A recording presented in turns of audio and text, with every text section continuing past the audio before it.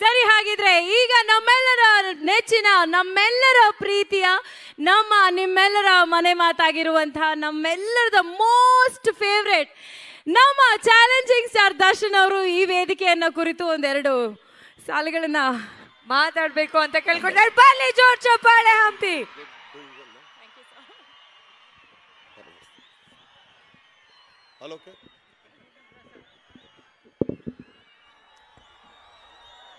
ತಂದೆ ತಾಯಿ ಸಮಾನ ಅಂತ ಎಲ್ಲ ಗುರಿಯರಿಗೆ, ಅಣ್ಣ ತಮ್ಮದಿರಿಗೆ, ಅಕ್ಕ ತಂಗಿಯರಿಗೆ, ಹಾಗೇನೆ ಎಲ್ಲ ನನ್ನ ಪ್ರೀತಿಯ ಸೆಲೆಬ್ರಿಟಿಗಳಿಗೆ, ವೇದಿಕೆ ಮೇಲಿರೋ ಎಲ್ಲ ಗಣ್ಯಾತಿ ಗಣ್ಯರಿಗೆ ನಮಸ್ಕಾರ. ಮೊದಲನೇದಾಗಿ ಹಂಪಿ ಉತ್ಸವ, ಎಲ್ರಿಗೂ ಹಂಪಿ ಉತ್ಸವದ ಶುಭಾಶಯಗಳು ಹೇಳ್ತೀನಿ. ಏನಕ್ಕೆ ಅಂದರೆ 2018ರಲ್ಲಿ ಬಂದಿದ್ದಿದ್ದು ಇಲ್ಲಿಗೆ, ಹೌದೋ ಅಲ್ಲೋ? ಈಗ 24ಕ್ಕೆ ಬಂದಿದ್ದೀವಿ, 5 ವರ್ಷ ಆದಮೇಲೆ. ಸೊ ಆದ್ರೂ ಖುಷಿ ಆಗುತ್ತೆ, ಯಾಕಂದರೆ ಅವತ್ತು ಬಂದು ನೋಡೋದಕ್ಕೂ ಇವತ್ತು ನೋಡೋದಕ್ಕೂ ತುಂಬ ವ್ಯತ್ಯಾಸ ಇದೆ. ಏನಕ್ಕೆ ಅಂತಂದರೆ ಕೃಷ್ಣದೇವರಾಯರು ಆಳ್ದಂಥ ನಾಡಿದು, ಅವ್ರು ಕಟ್ಟಿದಂಥ ಸಾಮ್ರಾಜ್ಯ ಇದು. ಈ ಸಾಮ್ರಾಜ್ಯದಲ್ಲಿ ಎಲ್ಲ ಏನೇನು ನಡೆದಿದೆ ಅಂತ ನಿಮಗೂ ತುಂಬ ಚೆನ್ನಾಗಿ ಗೊತ್ತು. ಆದರೆ ನಾವು ಇವತ್ತಿಗೂ ನೆನೆಸ್ಕೊಳ್ತೀವಿ. ಯಾಕಂದರೆ ನಾನೊಂದು 3 ಹೆಸರು ಹೇಳೋಕ್ಕೆ ಇಷ್ಟಪಡ್ತೀನಿ. ಯಾಕಂದರೆ ಅದೊಂದು ಈ ಪಾಸಿಟಿವ್ ವೈಬ್ಸ್ ಅಂತ ಹೇಳ್ತಾರಲ್ಲ, ಆ ಥರ ಅವರೆಲ್ಲ ಈ ನಾಡಿಗೋಸ್ಕರ ದುಡ್ದಂಥವ್ರು, ಶ್ರಮಿಸಂಥವ್ರು, ಮಡ್ದಂಥವ್ರು. ಅದು ಕೃಷ್ಣದೇವರಾಯರಾಗಿರ್ಬೋದು, ಸಂಗೊಳ್ಳಿ ರಾಯಣ್ಣವರಾಗಿರ್ಬೋದು, ಇಲ್ಲ ಅಂತಂದರೆ ಮದಕರಿ ನಾಯಕನೂ ಆಗಿರ್ಬೋದು. ನಾನು ಯಾವಾಗಲೂ ಆ ಜಾಗಗಳಿಗೆ, ಇಲ್ಲ ಆ ಥರದ್ದು ಸಬ್ಜೆಕ್ಟ್ಗಳನ್ನ ಓದಿದಾಗಲಿ ಇನ್ನೊಂದಾಗಲಿ, ಅವ್ರ ಆತ್ಮ ಎಲ್ಲೂ ಹೋಗಿರಲ್ಲ. ಯಾಕಂದರೆ ಅವ್ರು ತುಂಬ ಕಷ್ಟಪಟ್ಟು ಇಷ್ಟಪಟ್ಟು ಈ ರಾಜ್ಯನಿದ್ದವರು, ಇದನ್ನು ಕಡ್ದವರು, ಬೆಳೆಸ್ತವರು. ಅವ್ರ ಆತ್ಮ ಇಲ್ಲೇ ಯಾವುದೋ ಒಂದು ರೂಪದಲ್ಲಿ ಎಲ್ಲೋ ನಮ್ಮ ಕಡೆನೇ ಇರ್ತಾರೆ, ನಮ್ಗಳ ಜೊತೆನೇ ಇರುತ್ತೆ ಅದು.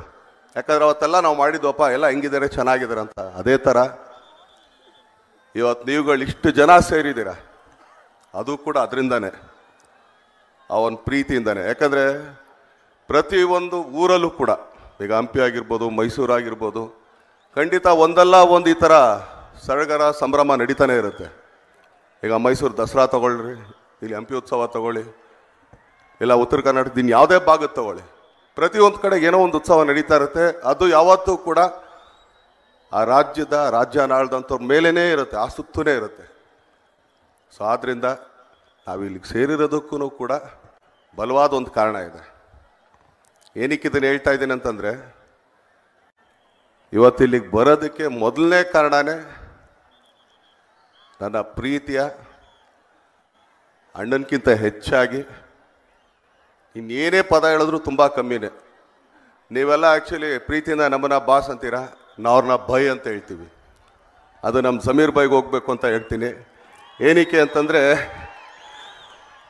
ಇದು ಹೇಳ್ತೀನಿ ಕೇಳ್ರಿ. ಏನಕ್ಕೆ ಅಂತಂದರೆ, ಯಾರ ಹತ್ರ ಅಷ್ಟು ಬೇಗ ನಾನು ಸೋಲಲ್ಲ, ತುಂಬ ಕ್ಯಾಲ್ಕುಲೇಟ್ ಮಾಡ್ತೀನಿ. ನಾನು ಆ್ಯಕ್ಚುಲಿ ಒಳಗಡೆ ಬರ್ತಾ, ಬೇಡಪ್ಪ ನೀವು ಅಲ್ಲೇ ಇರಿ, ನಾವೆಲ್ಲೇ ಇರ್ತೀವಿ, ಬೇಡವೇ ಬೇಡ. ಯಾಕೆಂದರೆ ಆಗಲ್ವಲ್ಲ. ಯಾಕಂದರೆ ನಮ್ದು ಏಕಮಾರ್ ದೋತು ಕೂಡ ಅಲ್ಲೇ ಹೇಳ್ಬಿಟ್ಟು ಅಲ್ಲೇ ಹೋಗ್ಬಿಟ್ಟಿರ್ತೀವಿ ನಾವು. ಸಿಗ್ತೀನಿ, ಓಕೆ, ಈ ಡೌ ಆಡೋಕೆ ನಮಗೆ ಬರಲ್ಲ. ಇಷ್ಟ ಆದರೆ ತುಂಬ ಇಷ್ಟದಿಂದ ಹೇಳ್ತೀವಿ, ಕಷ್ಟ ಆದರೆ ಅಪ್ಪ ಅಲ್ಲೇ ಇದ್ಬಿಡಪ್ಪ, ನಾನು ಇಲ್ಲೇ ಇದ್ಬಿಡ್ತೀನಿ ಅಂತ ಹೇಳ್ತೀನಿ. ಏನಕ್ಕೆ ಅವ್ರ ಮೇಲೆ ಅಷ್ಟೊಂದು ಪ್ರೀತಿ ನಾನು ತೋರಿಸ್ತೀನಿ ಅಂತಂದರೆ, ಇವತ್ತವರೆಗೂ ಒಂದೇ ಒಂದು ದಿನ ತನಗೋಸ್ಕರ ಯಾವುದೇ ಕಾರಣಕ್ಕೂ ಯಾವುದೇ ಒಂದು ಫಂಕ್ಷನ್ಗೂ ಕರೆದಿಲ್ಲ ಅವರು. ಇದು ಹೇಳ್ಬೇಕು ನಾನು ಆ್ಯಕ್ಚುಲಿ ಇವತ್ತು ಪಬ್ಲಿಕಲ್ಲಿ ಹೇಳ್ಬೇಕಿದ್ದೀನ. ಅವ್ರು ಏನೇ ಕರೆದಿದ್ರು ಕೂಡ ಅವ್ರಿಗೆ ತುಂಬ ಪ್ರೀತಿ ಆದವ್ರದ್ದು ಏನಾರು ಒಂದು ಫಂಕ್ಷನಿಗೆ. ಒಂದ್ಸಲಿ ರಾಮನಗರದಲ್ಲಿ ಯಾವುದೋ ಒಂದು ಆಂಜನೇಯನ ದೇವಸ್ಥಾನ ಓಪನಿಂಗ್, ಎಡಪಾಲಿಗೆ ಹೋಗೋಣ, ಓಕೆ ಬಾಯ್. ಇಲ್ಲೇನೋ ಫಂಕ್ಷನ್ ನಡಿಯಲ್ಲಿ ಹೋಗೋಣ, ಓಕೆ ಬಾಯ್. ಇದೇ ಅವ್ರು ಎಲೆಕ್ಷನ್ ಬಂದಾಗ ಕೇಳಿದೆ, ಬೈ ಏನಾರು ಬೇಕಾ, ನಾವೇನಾರು ಬರೋಣ ಅಳಿಲ್ ಸೇವೆಗೆ ಅಂದರೆ, ಏನೂ ಬರಬೇಡ ಅಂದರು. ಅವತ್ತೇ ಗೊತ್ತಾಗೋಯ್ತು, ಯಾಕಂದರೆ ಅವ್ರು ಅದಕ್ಕೆಲ್ಲ ನನ್ನ ಜೊತೆಗೆ ಇಲ್ವೇ ಇಲ್ಲ ಅಂತೇಳಿ. ಯಾಕಂದರೆ ನಾವು ತುಂಬ ಜನ ಕ್ಯಾಂಪೇನ್ಗಳು ಮಾಡಿದ್ದೀವಿ. ಅವ್ರು ಗೆದ್ದ ಮೇಲೋ ಅಥವಾ ಸೋತ ಮೇಲೋ, ಆಮೇಲೆ ನಮ್ಮ ನಿಂತು ಕೂಡ ತಿರುಗಿ ನೋಡದೇ ಇರೋರು. ಅವರು ಒಂದೇ ಒಂದಿನ ನಾನು ಯಾವುದೇ ಕ್ಯಾಂಪೇನಿಂಗ್ ಮಾಡಿಲ್ಲ, ಅವ್ರು ಯಾವುದೇ ಒಂದು ರಾಜಕೀಯದ ಕೆಲಸಕ್ಕೆ ನಾನು ಹೋಗಲಿಲ್ಲ. ಆದರೆ ಎಷ್ಟು ಜನನ ನನ್ನ ಹತ್ರ ಏನಾದ್ರು ಬಂದು, ಅಲ್ಲ ನನ್ನ ಕೈ ಎಟಕಿಸ್ದೇ ಇದ್ದಾಗ, ಅದು ಆಪ್ರೇಷನ್ಗಳಾಗ್ಬೋದು, ಎಜುಕೇಷನ್ ಆಗ್ಬೋದು. ಎಜುಕೇಷನಲ್ಲಿ ನಿಜವಾಗ್ಲೂ ಎತ್ತಿದ ಕೈಯವರು ಎಷ್ಟೋ ಜನಕ್ಕೆ ಇಲ್ಲಿಂದ ಅಬ್ರಾಡ್ ಕಳ್ಸೋದಕ್ಕೆ ತುಂಬಾನೇ ಸಹಾಯ ಮಾಡಿದ್ರೆ ಅದಕ್ಕೆ ಕೋಟಿಗಟ್ಟಲೆ ಖರ್ಚು ಮಾಡಿದ್ರೆ ಅದಕ್ಕೆ ಉದಾಹರಣೆ ನಾನೇ ಇದ್ದೀನಿ. ಯಾಕಂದ್ರೆ ನನ್ನ ಕೈಲಿ ಅಫೋರ್ಡ್ ಮಾಡೋಕ್ಕಾಗಲಿಲ್ಲ ಅಂದಾಗ ಬೈ ಈ ಹುಡುಗ ತುಂಬ ಚೆನ್ನಾಗಿ ಓದ್ತಾನೆ, ಇವನು ಇಲ್ಲೆಲ್ಲ ಒಂದು ಕಡೆ ಎಷ್ಟು ವರ್ಷ ಓದ್ತಾನ ನಾನು 3 ವರ್ಷನಾ 3 ವರ್ಷಕ್ಕೆ ಎಷ್ಟೋ ಅಲ್ಲೇ ಲೆಕ್ಕಕ್ಕೆ ಅಲ್ಲೇ ಕೊಟ್ಬಿಟ್ಟು ತೊಗೊಂಡೋಗಿಲ್ಲಿಂದ ಅಂತ ಅಂದ್ಬಿಟ್ಟು, ಯಾಕಂದ್ರೆ ಇನ್ನೊಂದ್ಸಲಿ ಬರಬೇಡ ನೀನು ಅಂತ ಆ ಥರದೊಂದು ಗುಣ ಇರೋಂಥ ವ್ಯಕ್ತಿ ಅವರು. ಅದಾದ್ಮೇಲೆ ಬಿಡ್ರಿ, ಇವತ್ತೊಂದು ಹೇಳ್ತೀನಿ, ಇನ್ನೊಂದು ತುಂಬಾ ಹೇಳ್ಬೇಕಿದ್ದನೆಲ್ಲ ಯಾಕಂದರೆ ಗೊತ್ತಾಗಲ್ಲ ಅಂತೇಳಿ. ನನ್ನ ಸ್ನೇಹಿತ ಒಬ್ಬ ಮನು ಅಯ್ಯಪ್ಪ ಅಂತಿದ್ದಾನೆ, ಮಡಿಕೇರಿಯಲ್ಲಿ ಯಾವುದೋ ಒಂದು ದೇವಸ್ಥಾನ, ಈಗ ಅವ್ರ ದೇವಸ್ಥಾನದ ವಿಷಯ ಹೇಳಿದಾಗ ನಾನು ಹೇಳಿದ್ವಿ, ನಾವು ಯಾವುದೋ ಒಂದು ಮಂಡ್ಯ ಫಂಕ್ಷನ್ಗೆ ಸುಮಾರು ಜನ ಅವತ್ತು ನಮ್ಮ ಮನೇಲಿ ಎಲ್ಲ ಕಲಾವಿದರು ಎಲ್ಲ ನಾವೆಲ್ಲ ಫ್ರೆಂಡ್ಸ್ ಎಲ್ಲ ಇದ್ವಿ. ಅವನು ಹೇಳ್ದ, ಗುರು ನಂದು ದೇವಸ್ಥಾನ ಹಿಂಗೆ ಅದು ಸ್ವಲ್ಪ ಏನಾದ್ರು ಒಂದು ಜೀರ್ಣೋದ್ಧಾರ ಮಾಡೋದಕ್ಕೆ, ಯಾಕಂದರೆ ಎಲ್ಲಿಂದ ನಮಗೆ ಸಪೋರ್ಟ್ ಸಿಗ್ತಲ್ಲ ಅಂತ. ಅದಕ್ಕೆ ಮೊದಲನೇ ಸಲ ಕೂಗಾಕಿದ್ದೆ ಅವ್ರ ಮಗ ಜಾಯಿದ್. ಅಣ್ಣ ನನ್ನ ಕಡೆಯಿಂದ 5 ಲಕ್ಷ ಅಂದ, ಅವನೇ ಫಸ್ಟ್ ತಂದು ಕೊಟ್ಟಿದ್ದ ಅಲ್ಲಿಗೆ. ನಾನು ಅವ್ನ ಮನುಗೆ ಹೇಳಿದೆ, ನೋಡು ಚಿನ್ನ, ಈ ಬರೆಸ್ತಿರಲ್ಲ ನೀವು ಬೋರ್ಡ್ ಮೇಲೆ, ಫಸ್ಟ್ ಜಾಯಿದ್ ಖಾನ್ ಅಂತ ಬರ್ಸು, 5 ಲಕ್ಷ ಅಂತ ಬರ್ಸು, ಆಮೇಲೆ ಮಿಕ್ಕಿದವ್ರ ಹೆಸರೆಲ್ಲ ಬರ್ಸು ಅಂತ. ಇವತ್ತು ಆ ದೇವಸ್ಥಾನ ಕಂಪ್ಲೀಟ್ ಆಯಿತು, ತುಂಬ ಚೆನ್ನಾಗಿದೆ. ಅದಕ್ಕೆ ಯಾಕಂದರೆ ತಂದೆ ಮಕ್ಕಳು ನಾನು ಹೇಳ್ತಾ ಇರೋದು, ಯಾಕಂದರೆ ಅಂಥವ್ರ ಕೈಯಲ್ಲಿ ನಾವಿದ್ದೀವಿ, ಅವ್ರು ನಮ್ಮ ಜೊತೆಗಿದ್ದಾರೆ ಅನ್ನೋದೇ ದೊಡ್ಡದು.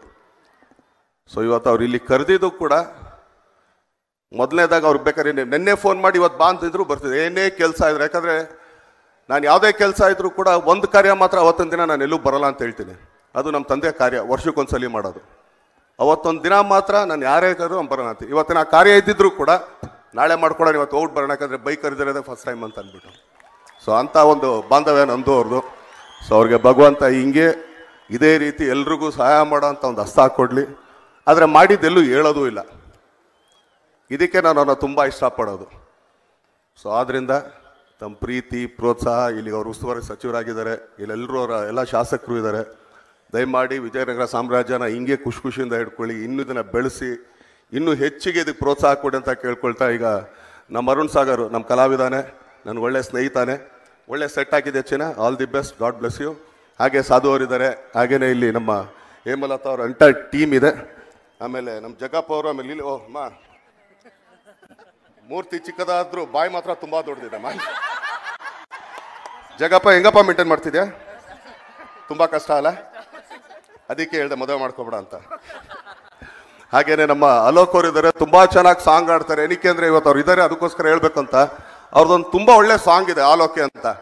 ನಿಮಗೆ ಯಾವತ್ತಾರು ಬೇಜಾರಾದಾಗ ಆ ಸಾಂಗ್ ಕೇಳಿ, ಎಲ್ಲ ಚೆನ್ನಾಗಿರುತ್ತೆ. ವಾಟ್ ಅಲೋಕ್? ಸೊ ಎಲ್ರಿಗೂ ಒಳ್ಳೇದಾಗ್ಲಿ. ಇದೇ ಇರತ್ತ ನಿಮ್ಮ ಪ್ರೀತಿ ಪ್ರೋತ್ಸಾಹ. ನಮ್ಮಂತ ಚಿಕ್ಕ ಪುಟ್ಟ ಈಗ ಬೆಳೀತಾರಂತ ಕಲಾವಿದ್ರು, ಈ ಸೈಜಲ್ಲಿ ಇರೋ ಕಲಾವಿದ್ರು ಅಲ್ಲ, ಈ ಸೈಜ್ ಎರಡು ಒಂದೇ ಸೈಜ್ ಸೋನೆ. ಯಾಕಂದ್ರೆ ಅವ್ರು ಆಕ್ಚುಲಿ ನೋಡಕ್ ಈ ಸೈಜ್ ಇದ್ರು ನಮ್ಗಿಂತ ತುಂಬಾ ಮುಂದೆ ಇದ್ದಾರೆ, ನಾವು ತುಂಬಾ ಹಿಂದೆ ಇದ್ದೀವಿ.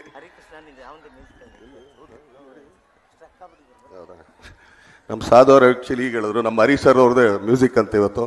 ಸೊ ಎಲ್ಲರೂ ಮ್ಯೂಸಿಕ್ ಎಂಜಾಯ್ ಮಾಡ್ರಿ. ಇದೇ ಥರ ವರ್ಷ ಇದೇ ಥರ ಉತ್ಸವಗಳು ನಡೀತಾ ಇರಲಿ. ನಿಮ್ಮನ್ನೆಲ್ಲ ನೋಡೋ ಭಾಗ್ಯ ಎಲ್ಲ ಕಲಾವಿದ್ರಿಗೂ ಸಿಗಲಿ ಅಂತ ಕೇಳ್ಕೊಳ್ತೀನಿ. ಸ್ವಲ್ಪ ದಯಮಾಡಿ ಇದರಲ್ಲೂ ಸ್ವಾರ್ಥ ತೋರಿಸ್ಕೊಳ್ತೀವಿ. ನಮ್ಮಂಥ ಕನ್ನಡ ಕಲಾವಿದ್ರನ್ನ, ಚಿಕ್ಕ ಚಿಕ್ಕ ಕಲಾವಿದ್ರನ್ನ ಹರಿಸಿ ಬೆಳೆಸಿ ಆಶೀರ್ವದಿಸಿ ಅಂತ ಕೇಳ್ಕೊಳ್ತೀನಿ. ಧನ್ಯವಾದಗಳನ್ನ. ಈಗ ಡಿ ಬಾಸ್ಗೋಸ್ಕರ ಒಂದೇ ಒಂದು ಹಾಡು ಹೇಳ್ಬಿಡ್ತೀನಿ. ರೆಡಿನಾ? ನಾನೇ ಡೈರೆಕ್ಷನ್ ಮಾಡಿರುವಂತ ಸಾಧು ಸರ್ ಅವ್ರದೇ ಆದಂತ ಒಂದು ಹಾಡು.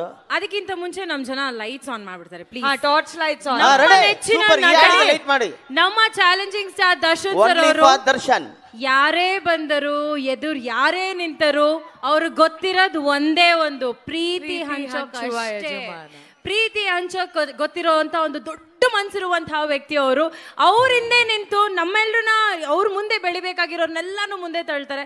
ಅಂತ ವ್ಯಕ್ತಿತ್ವ ಇರುವಂತ ಒಬ್ರು ನಮ್ಮ ದೇವ್ರು, ನಮ್ಮ ದರ್ಶನ್ ಸರ್ ಅವರು ಇವತ್ತು ಈ ವೇದಿಕೆ ಮೇಲಿದ್ದಾರೆ. ಸೊ ಎಲ್ರು ಕಮಾನ್ ಒನ್ಸ್ ಅಗೇನ್, ಎಲ್ರು ಅಲ್ಲಿ ಎಲ್ಲರೂ torch light, phone torch on ಮಾಡಿ. ಕಮಾನ್